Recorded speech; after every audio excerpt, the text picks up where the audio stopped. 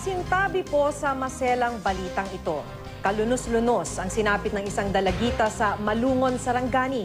Natagpuan ang kanyang bangkay sa isang malalim na hukay. Nawawala ang dalawang mata ng biktima. Hinihinalang ginahasa rin siya bago pinatay. Makibalita tayo kay Jennifer Solis ng GMA Gensan. Sa videong ito nakuha ng isang residente sa Malungon, Sarangani. Makikitang gumamit ang mga otoridad ng hagdanan para makuha ang bangkay ng isang dalagita mula sa isang hukay. Tinatayang nasa 40 talampakan ang lalim ng hukay kung saan nakita ang katawan ni Darlene Jane Las Piñas. Sa bubon nga 40 feet, kanang bangag na sa imo ni salod o bomba. Tapos wala may tubod. Gibiyaan. Tapos sa pangita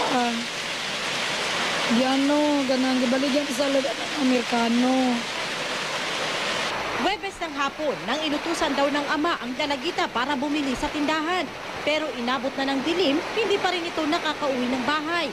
Kinabukasan nagpasya ang pamilya ni Darlene na magpa-blatter na sa pulisya. Makalipas ang 3 araw, nakita si Darlene na wala ng buhay.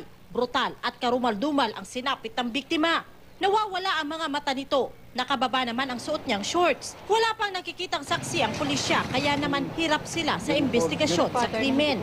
Hopefully na yung ang community doon sa palibot makapag-operate sa atin, makapagbigay ng statement para makapag-file tayo ng kaso.